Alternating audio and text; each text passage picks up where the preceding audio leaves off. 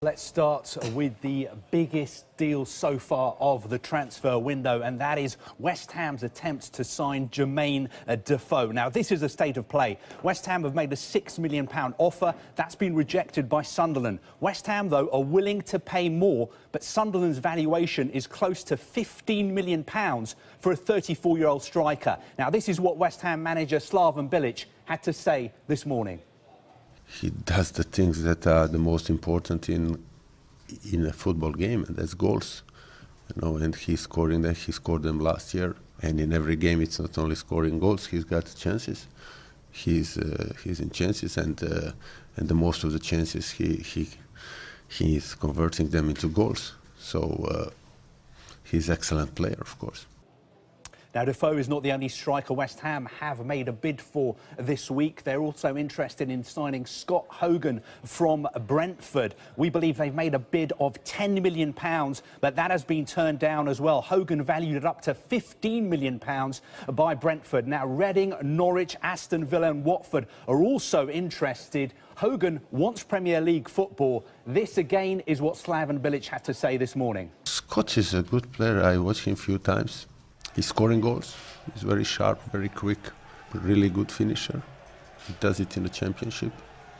He's very young and a really good prospect and a good player now. It all seems to be about West Ham United this morning. Another player they're interested in signing is Glenn Johnson. Now, West Ham want cover at right back, but Stoke don't want to sell, even though Johnson has just 6 months left on his contract. Stoke say they have an option to extend his deal. Now, of course, Johnson started his career at West Ham 15 years ago.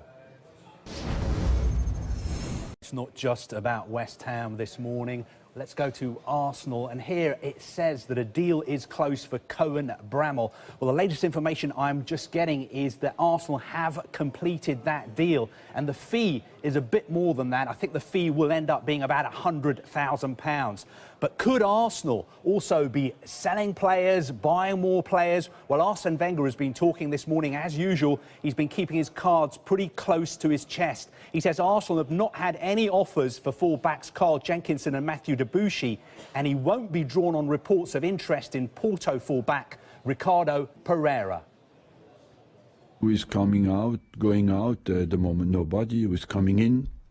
Nobody. But you know, for us, the best way would have be to get Cazorla back, to get Danny Welbeck back.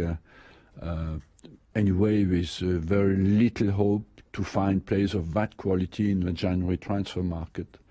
So the best way to deal with that is to get our injured players back.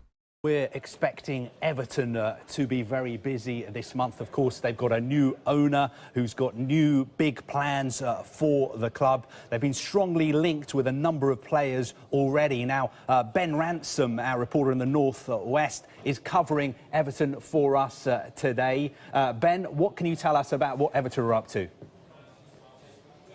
Yes, Carve, we could potentially see one of the biggest domestic deals of this window confirmed today, because Charlton forward Ademola Lookman travelled up to Merseyside yesterday for a medical. That's all now done. We understand personal terms aren't an issue, so we're expecting this deal to be confirmed today. The fee being talked about is £10 million, although it is my understanding it will be a bit less than that. However, clearly a statement of intent from Everton, who, as you rightly say, we do expect to be very busy this month. Another player they're being linked with is Memphis Depay from Manchester United. You might remember around 6 weeks ago, Ronald Koeman publicly expressed his interest in a loan deal. Now, at the time, Jose Mourinho wasn't too happy with those comments, but since, he's revealed that Depay can leave Old Trafford in January. Everton then interested potentially in a loan, although United, we understand, would prefer a permanent transfer.